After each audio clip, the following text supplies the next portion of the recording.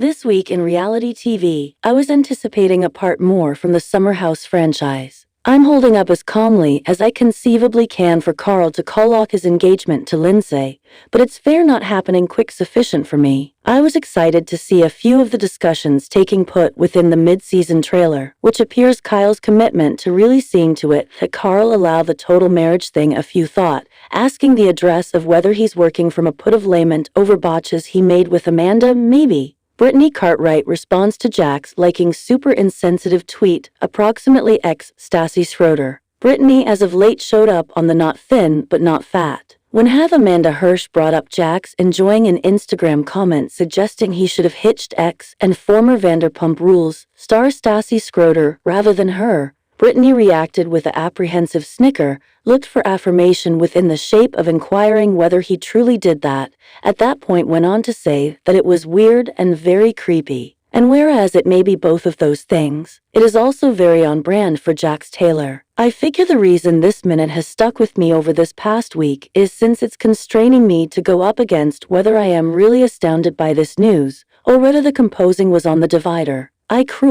Jax spent years of his life being a total Lothario, and I assume when he handpicked Brittany, moved her to California, and secured the take and a toll of her inserts, he had a parcel of us tricked into thinking he was genuine around settling down this time. The other thing that gave people a lot of trust for this couple was the truth that as Tom Sandoval and Ariana Madix were within the profundities of hell with Scandoval and Tom Schwartz and Katie Maloney reported they were separating, Jax and Brittany, strangely sufficient, showed up to be going truly solid and were showing up together on podcasts, and appears to share their possessed bits of knowledge, approximately the reality TV outrage of the decade. But with cameras rolling in their individual lives again, Jax's awful behavior has wound up within the talk process with previous castmates conjecturing approximately his charged disloyalty being examined on appears he's not indeed on anymore. Ouch. If I didn't know any way better I'd say this were for appraisals, but it's Jax. I put nothing past him. What in the event that I told you that Katie Maloney and her ex-husband Tom Schwartz are dating the same young lady? Would you be astounded?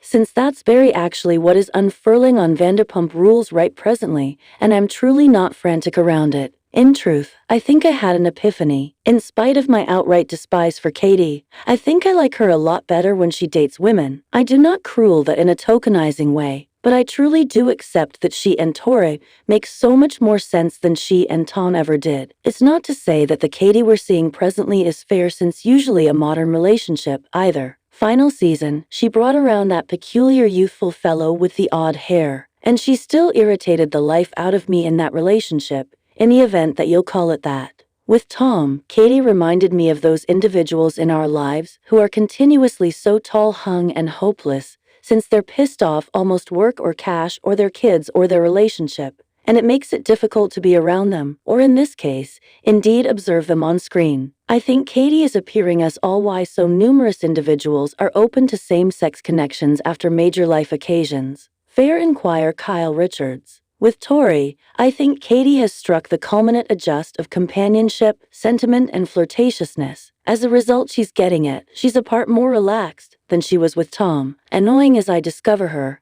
this season is the foremost chill I have ever seen her. Not to specify, she's got diversion. A lot more than Tom. The colourism discussion on Real Housewives of Potomac. Toward the end of the moment of 3 reunion scenes, the subject of colourism came up, because it has in about each season earlier. Robin uncovered that the subject of colourism has continuously made her exceptionally uncomfortable, which it was a discussion she didn't know how to navigate. Candiace, on the other hand, depicted developing up in a family where discussions of race, the diaspora, and the dark involvement were commonplace, and hence talking almost race was not awkward for her. Wendy drew in curiously parallel, saying that the discussion being had, in the event that it connected to dark and white individuals, would be comparable to the discussion that unfurls when white individuals get more irritated at being called a supremacist than they are concerned with investigating that they might be racist and doing superior. Diversion, I assume, was what she was suggesting. Basically, Wendy and Candiace need Robin and Gazelle to require a greater intrigue in why,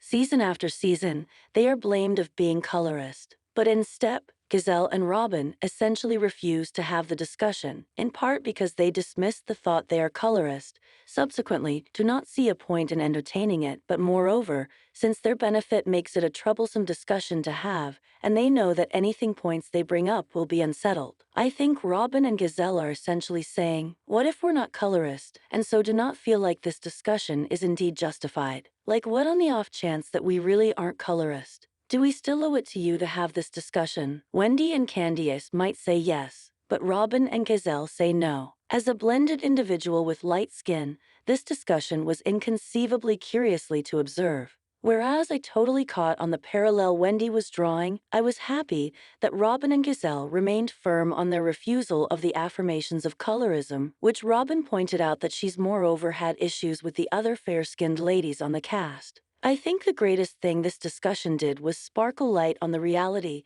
that somebody can advantage from the inalienable benefit that comes from being light-skinned, but still not be colorist, the same way that there are white individuals that advantage from being white, but are not anti-black. I think it makes sense that it's an awkward discussion for Robin and Gazelle because the point of colorism strengthens them, forces me to sit with the reality that there are individuals in the world who view us as less black than darker-skinned black women. And whereas in my case, having a white mother makes that completely redress, what does that cruel for these two ladies, who are completely dark, having to address or be at odds in any way along with your character over how a few individuals perceive you is a very difficult experience to have. News of Candice's choice to require a break from the appear taking after this exceptionally disagreeable get-together scene was exceptionally condemning for the appear, and proposes that Andy is, however again, not the best individual to encourage a subject of such size. Ideally, the colorism thing is managed with by the time she makes her triumphant return. In case there's indeed a peer cleared out after her flight, that's